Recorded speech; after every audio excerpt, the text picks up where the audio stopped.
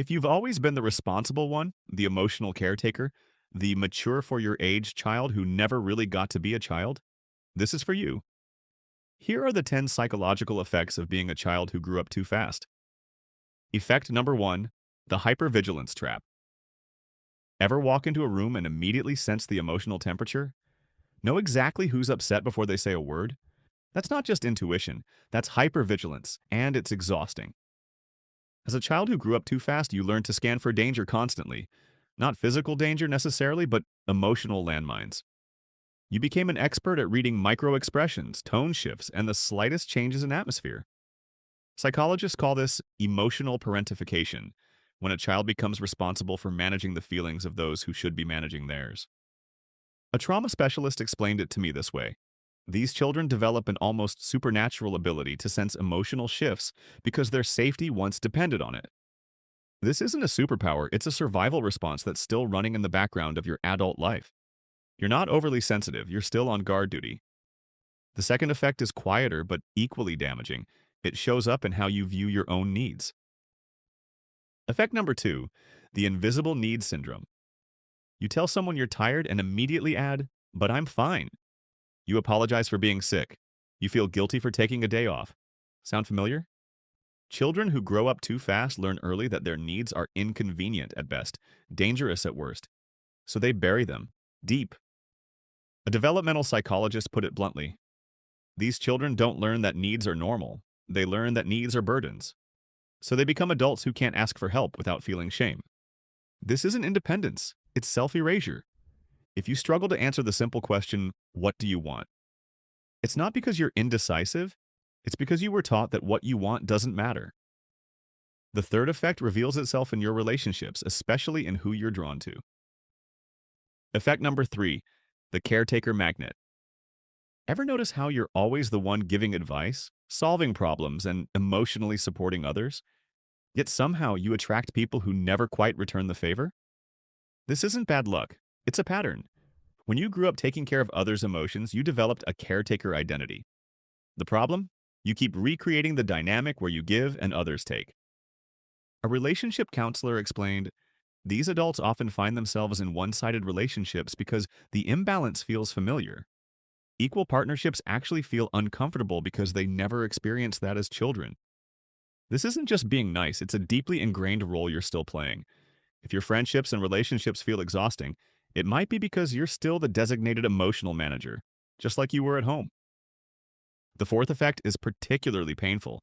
It shows up in moments that should be joyful. Effect number 4, the joy suspicion. Birthday parties make you anxious. Vacations feel like work. Achievements leave you waiting for the other shoe to drop. For children who grew up too fast, joy isn't just unfamiliar, it's suspicious. When chaos or crisis was your normal, peaceful moments feel like the calm before the storm. Your nervous system literally doesn't know how to process extended periods of safety or happiness. A neuroscientist described it this way: the brain develops prediction patterns based on early experiences. If childhood was unpredictable, the adult brain continues to anticipate disruption, even during positive experiences. This isn't pessimism, it's protective anticipation. If you find yourself sabotaging happy moments or feeling anxious when things are going well, you're not ungrateful. You're still braced for the chaos you grew up navigating. The fifth effect might be the most socially rewarded, but it comes at a devastating personal cost. Effect number 5, the competence curse. You're the reliable one, the organized one, the one who makes it happen, no matter what. Everyone praises your competence, but inside, you're exhausted. Children who grow up too fast develop an advanced sense of responsibility. They become hyper-competent because they had to be. The world rewards this with promotions, leadership roles, and constant requests for help. But there's a dark side. A workplace psychologist noted, these individuals often can't separate their worth from their output. They don't know who they are without their competence, so they keep achieving, keep helping, keep proving, even when it's killing them. This isn't ambition. It's survival mode in professional clothing. If you feel panic at the thought of making a mistake or letting someone down, it's not because you're a perfectionist. It's because, as a child, mistakes felt catastrophic. The sixth effect cuts to the core of how you see yourself, and it explains why rest feels so impossible. Effect number 6, the productivity addiction. You make to-do lists for your to-do lists. You feel guilty for watching TV without folding laundry simultaneously. Your idea of self-care is answering emails in a bubble bath. Rest isn't just difficult, it feels wrong. When you grew up too fast, your value became tied to your usefulness. Existing without producing feels illegitimate, even shameful. A burnout specialist explained, these adults don't just enjoy being productive, they require it to feel worthy of taking up space. Relaxation triggers anxiety because they've never been allowed to just be. This isn't work ethic, it's worth ethic. The belief that you must earn your right to exist through constant doing.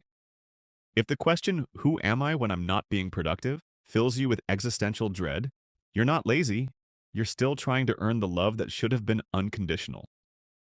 The seventh effect is subtle but profound. It appears in how you process emotions, especially difficult ones. Effect number 7, the emotional translator glitch. You can articulate complex ideas but struggle to name basic feelings.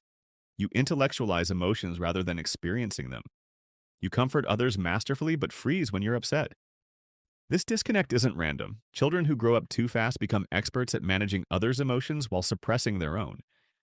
They develop a sophisticated vocabulary for thoughts, but remain emotionally illiterate. A trauma therapist described it as, these adults can write essays about their psychological patterns, but struggle to simply say, I'm sad or I'm angry, without justification or analysis. This isn't emotional intelligence, it's emotional bypass. If you find yourself explaining your feelings instead of feeling them, you're not overthinking. You're protecting yourself the way you learned to as a child. The eighth effect might be the most isolating. It shapes how you let others see you. Effect number 8, the vulnerability phobia. You can listen to others' deepest secrets but panic when asked about your own struggles. You comfort crying friends but hide to shed your own tears. You know everyone's problems, but no one really knows yours. This one-way transparency isn't coincidental. When you grew up too fast, vulnerability became dangerous. Showing weakness might have burdened already struggling adults or exposed you to ridicule or rejection. A social psychologist noted these individuals develop a profound fear of being seen as needy because, as children, their needs often went unmet or were met with frustration. This isn't privacy, it's protective isolation. If the thought of someone seeing you struggle makes you physically uncomfortable, you're not being strong. You're being who you had to be to survive childhood. The ninth effect explains why your inner critic is so loud and why self-compassion feels so foreign. Effect number 9, the impossible standards loop. You hold yourself to standards you'd never expect from others. You can forgive anyone except yourself. Your inner dialogue is a harsh critic that never sleeps. This punishing perfectionism has deep roots. Children who grow up too fast internalize the message that they must be exceptional to be acceptable. Ordinary mistakes feel catastrophic because, as a child, failure might have meant real consequences. A cognitive therapist explained, these adults don't just want to succeed, they need to succeed to feel safe. Their nervous system associates imperfection with danger. This isn't high standards, it's high stakes. If you find yourself saying, I should have known better about things no one could possibly have known, you're not holding yourself accountable. You're punishing yourself for being human. The 10th effect might be the most profound. It shapes your entire sense of self and belonging in the world. Effect number 10, the unbelonging phenomenon. You feel like an observer rather than a participant in your own life. You connect with others but never quite feel part of the group.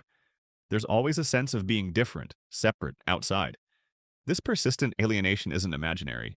When you grew up too fast, you lived between worlds, not quite a child, not quite an adult. You missed developmental stages that create a sense of normal belonging. An identity researcher described it as, these individuals often feel like they're performing humanity rather than experiencing it. They know the script but don't feel the natural rhythm of human connection. This isn't social anxiety, it's existential displacement. If you've always felt like you're watching life through a window rather than living it directly, you're not broken. You're still trying to find your place in a world you were thrust into before you were ready. These 10 effects reveal the complex psychology of a child who grew up too fast, the invisible wounds that masquerade as maturity, responsibility, and strength. If certain patterns in this video felt painfully familiar, that recognition isn't coincidence. It's your body remembering what your mind has tried to normalize. The good news? Understanding these patterns is the first step to healing them. You can learn to set boundaries without guilt, to rest without justification, to need without shame, to play without purpose. It won't happen overnight. The child who grew up too fast spent years adapting to survive. The adult you're becoming will need time to unlearn those adaptations, but it is possible. With compassion, with patience, with the right support, you can give yourself the childhood your adult self still needs, because it's never too late to grow up again, this time at your own pace.